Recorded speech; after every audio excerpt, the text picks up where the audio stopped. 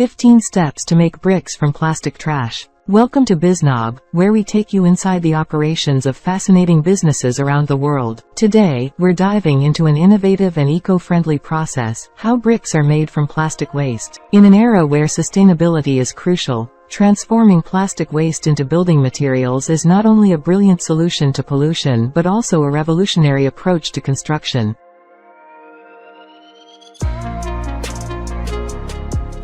1. Collection of plastic waste. Collecting plastic waste is the crucial first step in the brick-making process. This involves gathering plastic materials from various sources, including recycling centers, landfills, and community donation drives. Plastic waste comes in many forms, including bottles, containers, bags, and packaging materials. Establishing efficient collection systems, such as curbside recycling programs or organized cleanup initiatives, helps ensure a steady supply of raw material for brick production. Additionally, raising awareness about the importance of recycling and encouraging individuals and businesses to participate in waste collection efforts can enhance the effectiveness of plastic waste collection.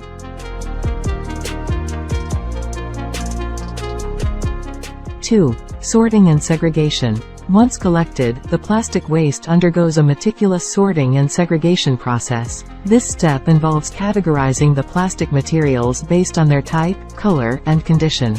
Different types of plastics have varying properties and melting points, making it essential to separate them accordingly to achieve consistent quality in the final product. Advanced sorting technologies, such as optical sensors and automated sorting systems, assist in efficiently separating different types of plastics. Additionally, manual sorting by trained personnel ensures accuracy and helps remove contaminants that may compromise the quality of the bricks.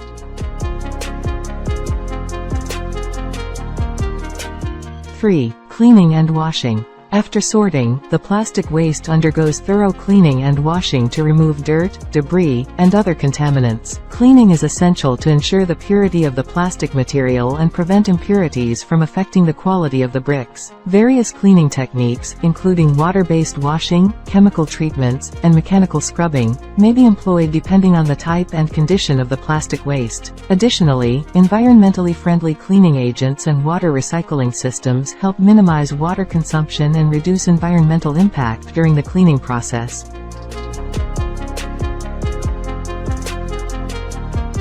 4. Shredding.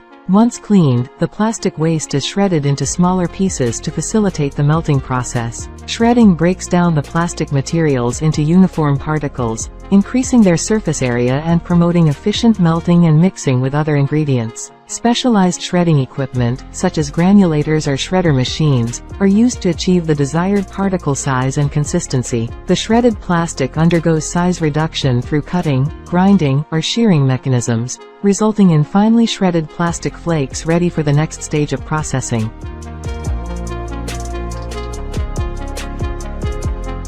5. Melting. Following shredding, the plastic flakes are melted down to form a molten plastic mass. Melting is typically achieved through the application of heat in controlled environments, such as industrial melting furnaces or extrusion machines. The plastic waste is subjected to elevated temperatures, causing it to transition from a solid to a liquid state. Maintaining precise temperature control is crucial to prevent overheating or degradation of the plastic material. The molten plastic becomes viscous and flowable, making it suitable for mixing with other components to form the brick matrix.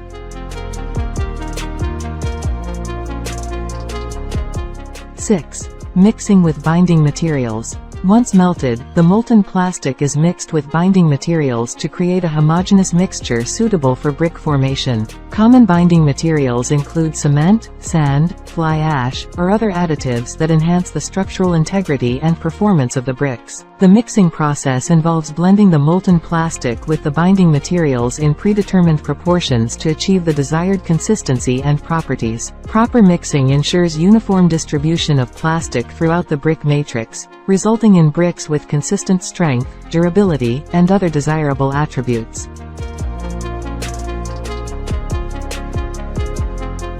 7. Molding. After mixing, the plastic cement mixture is poured into brick-shaped molds to give the bricks their final form. Molding is a critical step where the plastic mixture is shaped and compacted to achieve the desired size, shape, and surface finish of the bricks. The molds may vary in design and construction depending on the specific requirements of the bricks. Hydraulic or mechanical presses are commonly used to exert pressure on the plastic mixture, ensuring proper compaction and consolidation within the molds. Precision molding techniques help produce bricks with uniform dimensions and smooth surfaces, minimizing defects and variations in quality.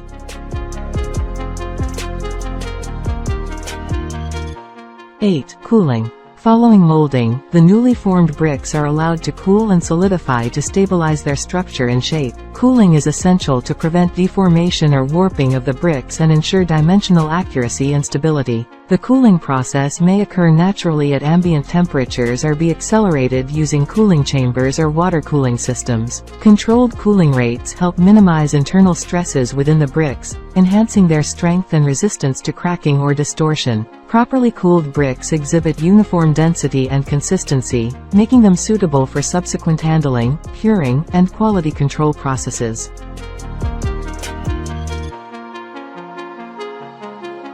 9. Curing. After cooling, the newly molded bricks undergo a curing process to enhance their strength and durability. Curing involves exposing the bricks to controlled humidity and temperature conditions for a specified period, allowing the binding materials to undergo hydration and chemical reactions. This process promotes the formation of strong bonds between the plastic particles and the cement matrix, resulting in improved mechanical properties and resistance to environmental factors such as moisture and temperature fluctuations. Proper curing ensures the development of optimal strength and durability in the finished bricks, making them suitable for various construction applications.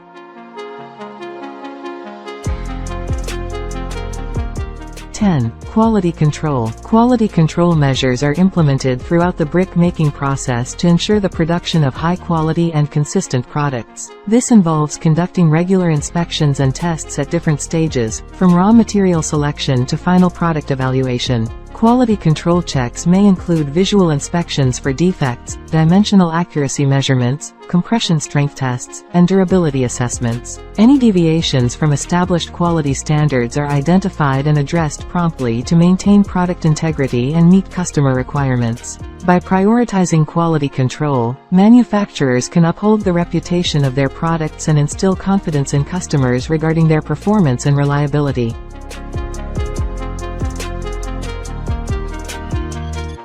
11. Packaging and storage. Once the bricks have undergone curing and quality control checks, they are packaged and prepared for storage or transportation to construction sites. Packaging materials may include pallets, shrink wrap, or protective covers to safeguard the bricks from damage during handling and transit. Proper labeling and documentation are essential to track the origin, specifications, and quantity of the bricks. Additionally, bricks are stored in designated storage facilities or warehouses equipped with appropriate ventilation and environmental controls to prevent moisture absorption, contamination, or degradation over time. Effective packaging and storage practices ensure that the bricks remain in optimal condition until they are ready for use in construction projects.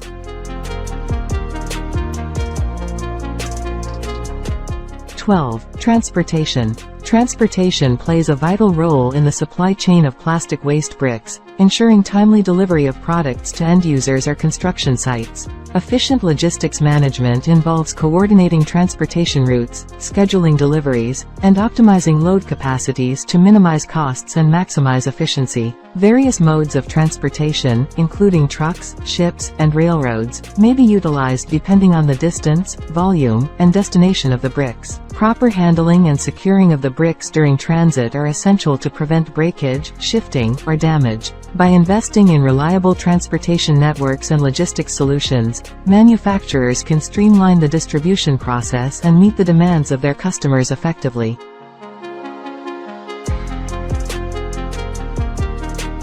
13. Installation. Upon arrival at the construction site, plastic waste bricks are ready for installation according to the project requirements. Skilled laborers or construction professionals follow established guidelines and techniques to lay the bricks in a systematic manner, ensuring proper alignment, spacing, and bonding. The installation process may involve using mortar or adhesive to secure the bricks in place and create sturdy structures such as walls, pavements, or landscaping features. Attention to detail and precision are crucial to achieving satisfactory results and ensuring the structural integrity and longevity of the constructed elements. Proper installation practices enhance the aesthetic appeal, functionality, and durability of the finished construction projects.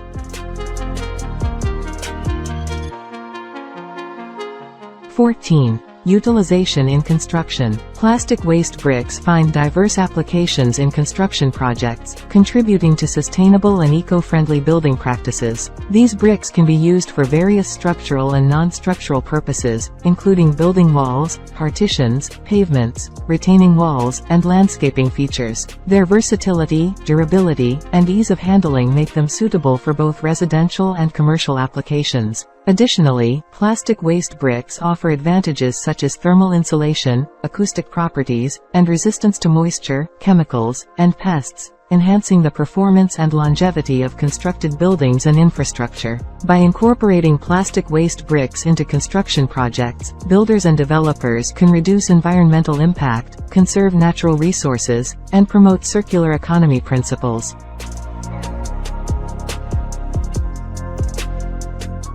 15. Environmental impact assessment. As part of sustainable development initiatives, manufacturers and stakeholders conduct environmental impact assessments to evaluate the ecological footprint of plastic waste brick production and usage. This involves analyzing the lifecycle impacts of the bricks, including resource consumption, energy use, greenhouse gas emissions, and waste generation. By quantifying the environmental benefits and drawbacks associated with plastic waste brick manufacturing and utilization, decision-makers can make informed choices to minimize negative environmental consequences and maximize sustainability benefits. Environmental impact assessments provide valuable insights for refining production processes, implementing mitigation measures, and promoting environmentally responsible practices throughout the supply chain.